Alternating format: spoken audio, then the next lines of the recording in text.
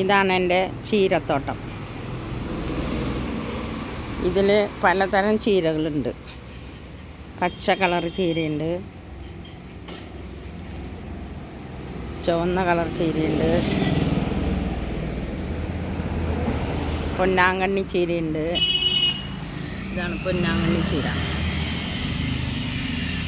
പൊന്നാങ്കണ്ണി ചീര കൂടാതെ സാമ്പാർ ചീര,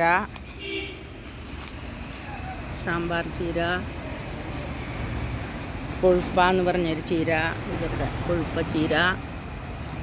ഇത് ചായ മനസ്സ എന്ന് പറഞ്ഞ ചീര, ഇത് ചെടി പോലെ. ഇത്രയും തരം ചീരകളുണ്ട്. ചീരയ്ക്ക് പലവിധ ഔഷധ ഗുണങ്ങളുണ്ട്.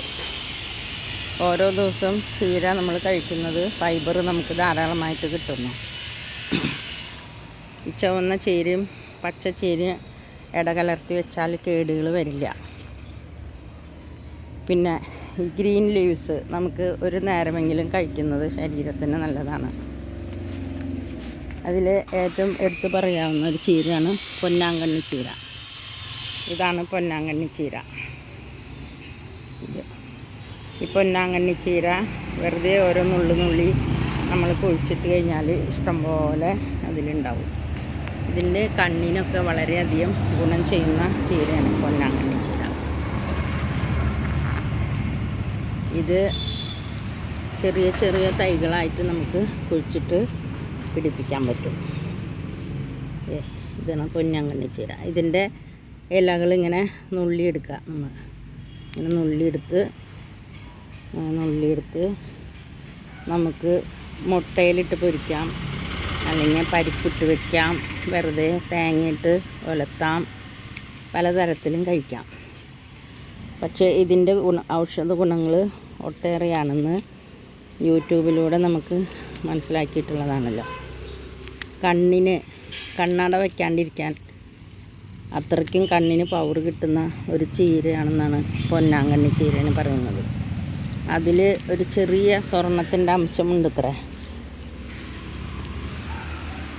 ഇത് നമ്മുടെ വീടുകളിലൊക്കെ കുറേശ്ശെ വെച്ച് പിടിപ്പിക്കുകയാണെങ്കിൽ വളരെ ഔഷധ ഗുണങ്ങളുള്ളതാണ്. അങ്ങനെ ചീരയുടെ ഒരു കളക്ഷൻ തന്നെ ഇവിടെ ഉണ്ട്. ഞാനിങ്ങനെ കുറേശ്ശെ അരിഞ്ഞെടുക്കും.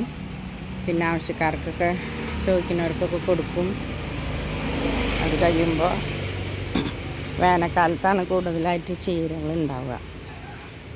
പിന്നെ അത് കൊഴുപ്പാന്ന് പറഞ്ഞൊരു ചീര. ഇതും കറി വയ്ക്കാൻ നല്ലതാണ്, പരിപ്പിട്ട് വയ്ക്കാം. ചീര ഏവർക്കും വളരെ ഗുണം ചെയ്യുന്ന ഈ ചുവന്ന ചീര. ഇതിൻ്റെ നമുക്ക് വിഷമടിക്കാത്ത നല്ല നല്ല ഇലകളാണിതൊക്കെ. ഇതൊക്കെ കൂടുതലും നമ്മുടെ വീടുകളിൽ വെച്ച് പിടിപ്പിച്ച് കഴിക്കുന്നതാണ് ഏറ്റവും ഗുണം. നിറയെ ചീരയാണ് ഇവിടെ. ചായ മനസ്സ എന്ന് പറഞ്ഞ ചീര, അത് മെക്സിക്കൻ ചീരയാണ്. അതൊരു മരം പോലെയാണ് നിൽക്കുന്നത്. ഇതിൻ്റെ 5-10 ഇല എടുത്തിട്ട് വെള്ളത്തിൽ ഒരു 20 മിനിറ്റ് തിളപ്പിക്കുക. അതിൻ്റെ വെള്ളം എടുത്തിട്ട് നമ്മൾ ചെറുനാരങ്ങ പിഴിഞ്ഞ് കുറച്ച് കുരുമുളക് പൊടിയും ലേശം ഉപ്പുമിട്ട് കുടിക്കുക. മെക്സിക്കൻ ആളുകളൊക്കെ ഇതിൻ്റെ ഈ ചായ എന്ന് പറയുന്ന ചായ മനസ്സാന്ന് പേരിട്ടതും അവരാണ്. ഇത് ശരീരത്തിന് ഇത് തിളപ്പിച്ച് അതിൻ്റെ പശയും കട്ടും പോയി കഴിയുമ്പോഴാണ് ഇതിൻ്റെ ഗുണങ്ങൾ ഏറെ ഉണ്ടാകുന്നത്. സാധാരണ നമ്മൾ വിചാരിക്കും ഇല തിളപ്പിച്ച് കഴിയുമ്പോൾ അതിൻ്റെ വിറ്റാമിൻ പോയിരുന്നു. പക്ഷേ ഈ ചായ മനസ്സെന്ന് പറഞ്ഞ ചീരയുടെ ഇല ഒരു 10-15 മിനിറ്റെങ്കിലും നമ്മൾ തിളപ്പിക്കണം. അപ്പോഴാണ് ഇതിൻ്റെ കട്ട് പോയിട്ട് ഇതിൻ്റെ വിറ്റാമിൻ വർദ്ധിക്കുന്നത്. നിങ്ങൾക്ക് കൂടുതലായിട്ട് അറിയണമെങ്കിൽ ഇതിനെപ്പറ്റി ചായ മനസ്സടിച്ചു കൊടുത്താൽ അതിൻ്റെ എല്ലാ വിവരണങ്ങളും യൂട്യൂബിൽ കിട്ടും. എല്ലാവർക്കും നന്ദി. ഓക്കെ.